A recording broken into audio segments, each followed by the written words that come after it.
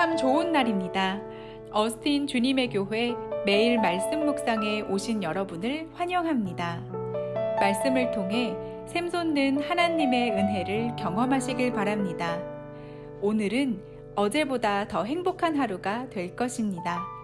안녕하세요 성도 여러분, 12월 27일 말씀 묵상 시작하도록 하겠습니다. 오늘 함께 나눌 말씀은 욥기 40장 1절부터 5절까지의 말씀입니다. 욥기 40장 1절부터 5절까지의 말씀입니다.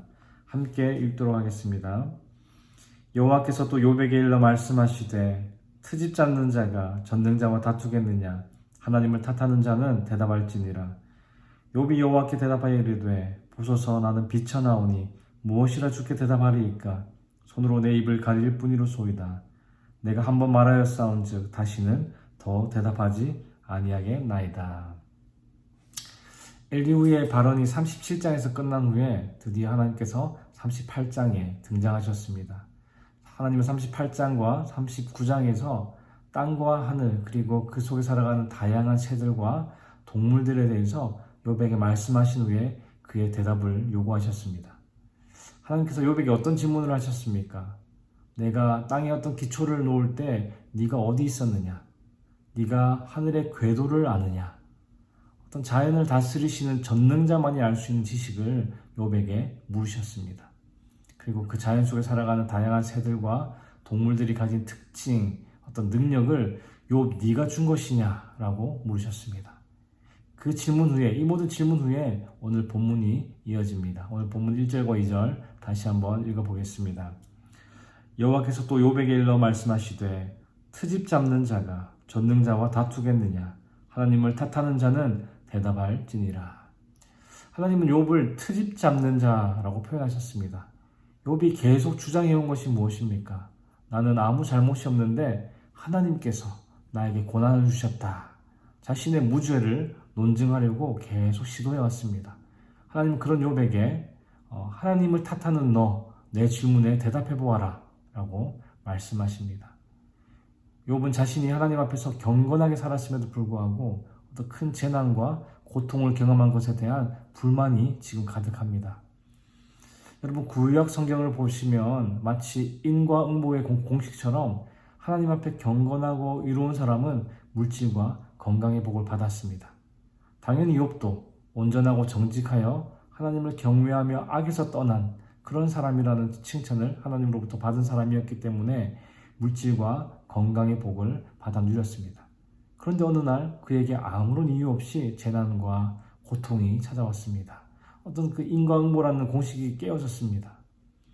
욥은 이 고난의 이유가 무엇인지 알고 싶었지만 하나님은 아무 말씀하시지 않으셨습니다.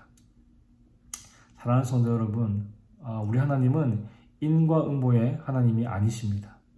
선을 행하면 선한 결과가 찾아오고 악을 행하면 악한 결과가 찾아오는 어떤 인과응보의 신앙은 지극히 인간적인 관점에서 우리의 삶을 바라본 것입니다. 우리가 이 인과응보 사상을 믿는다면 우리에게 닥치는 모든 어려움과 고난은 우리의 잘못 때문에 우리가 당하는 정당한 결과입니다. 그러나 우리의 삶을 돌아보면 욥처럼 우리가 어떤 악을 행한 것이 아님에도 우리에게 고난이 닥쳐올 때가 있다는 것을 알게 됩니다. 인과응보, 이 참 좋은 말이지만 그리고 또 일반적인 삶의 원리이기도 하지만 이것이 진리는 아닙니다.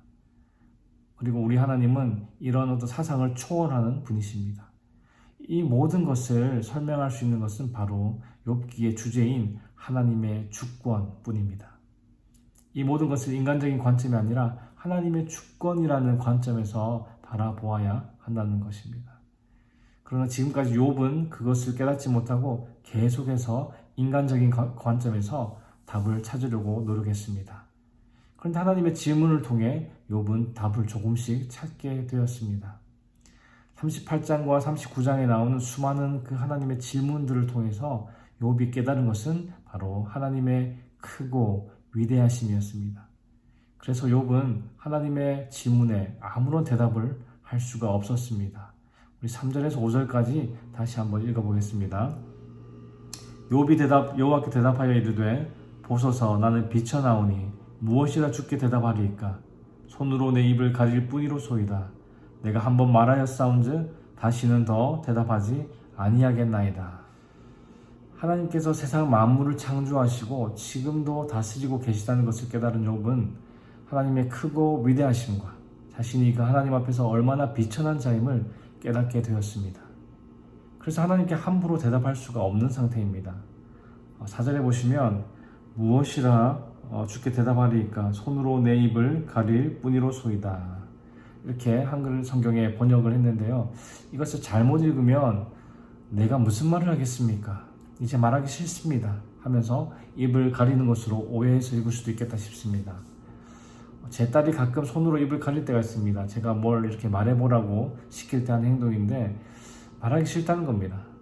입을 가리면서 말하기 싫다는 것을 표현하는 겁니다. 그러나 오늘 본문에서 욥은 하나님의 크고 위대하심 앞에서 자신의 어떤 비천함을 자각하고 있습니다. 그런 욥이 어떻게 하나님께 대드는 듯이 내가 무슨 말을 하겠습니까? 이제 말하기 싫습니다 하면서 손으로 입을 가릴 수 있겠습니까? 이 구절에서 욥은 자신이 비천해서 하나님께 아무것도 대답할 수 없음을 고백하고 있는 것입니다. 욥에게 고난이 임했을 때 욥은 하나님에 대한 의문을 가지고 억울함을 토로했습니다. 친구들과의 어떤 대화에서도 자신의 억울함을 계속해서 주장했습니다. 그러나 하나님의 크심과 위대하심을 경험한 욥은 입을 다물었습니다. 아무것도 모르는 무지한 내가 하나님 앞에 가당치 않는 말을 많이 했구나 라고 깨달은 것입니다. 욥은 자신의 무지를 인정하고 하나님의 뜻에 무조건 복종하겠다는 표현으로 자신의 입을 이렇게 가린 것이었습니다. 사랑하는 성도 여러분, 우리의 삶도 마찬가지 아니겠습니까? 이유를 알 수 없는 어려움들이 우리의 삶에 종종 찾아옵니다. 물론 그 어려움이 하나님께서 우리에게 주시는 경고의 메시지일 수도 있습니다. 그럴 땐 먼저 우리의 죄를 돌아보고 회개하는 것이 필요합니다. 그러나 죄의 문제가 아님에도 우리의 삶에 고난이 찾아온다면 그 이유가 무엇인지 하나님께 따지거나 원망하기보다 하나님이 어떤 분이신지 그리고 그 하나님 앞에 우리가 어떤 존재인지를 기억하는 지혜가 필요하지 않겠습니까? 마지막으로 우리 홍해 앞에 서 있는 이스라엘 백성들의 모습을 떠올려 보시기 바랍니다. 많은 백성들이 두려워 떨면서 하나님을 원망하기 시작했습니다. 애굽에 매장지가 없어서 우리를 이 광야에서 죽게 하느냐고 모세를 또 하나님을 원망했습니다. 그때 모세가 백성들에게 이렇게 말했습니다. 너희는 두려워하지 말고 가만히 서서 여호와께서 오늘 너희를 위하여 행하시는 구원을 보라. 오늘 본문의 이 구절을 대입하면 이럴 것 같습니다. 문제 앞에 가만히 서서 너희들의 그 입을 손으로 가리고 크고 위대하신 하나님을 바라보라. 문제 앞에서 하나님의 크고 위대하심을 바라보는 것이 우리의 삶 가운데 닥쳐오는 고난들을 이겨내는 성경적인 방법임을 믿습니다. 오늘 하루도 우리 삶의 모든 것이 하나님의 주권 안에 있음을 인정하며 크고 위대하신 하나님을 바라보는 주님의 교회 성도님들 다 되시기를 주님의 이름으로 축복합니다. 기도하겠습니다. 하나님 아버지 감사합니다. 오늘 이 아침에도 주의 말씀으로 우리를 가르치시고 그 말씀을 깨닫게 하시니 감사합니다. 욥기를 통해 이 세상 모든 것이 하나님의 주권 안에 있음을 바라봅니다. 우리의 삶 속에서 겪는 이유 모를 고난까지도 주님의 주권과 세심한 계획 가운데 있음을 믿습니다. 하나님의 크고 위대하심 앞에서 자신의 무지를 깨닫고 하나님께 복종했던 욥처럼 우리도 고난과 어려움 속에서 크고 위대하신 하나님을 바라볼 수 있는 은혜를 허락하여 주시옵소서. 하나님 아버지, 오늘 하루도 주님께 위탁합니다. 주님께서 우리의 삶의 주인이 되어 주셔서 우리의 삶을 인도하시고 다스려 주시옵소서. 감사를 드리며 우리 주 예수 그리스도의 이름으로 기도하였습니다. 아멘.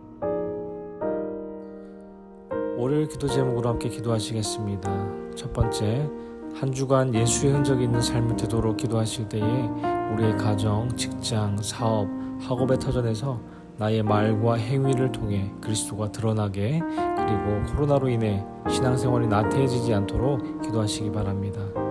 두 번째, 코로나 방역과 종식을 위하여 기도하실 때에 성도들을 바이러스로부터 보호하시도록, 그리고 성도들의 사업과 직장을 지켜주시도록, 방역 당국에 지혜를 주시어 최선의 방역이 이루어지도록 기도하시기 바랍니다.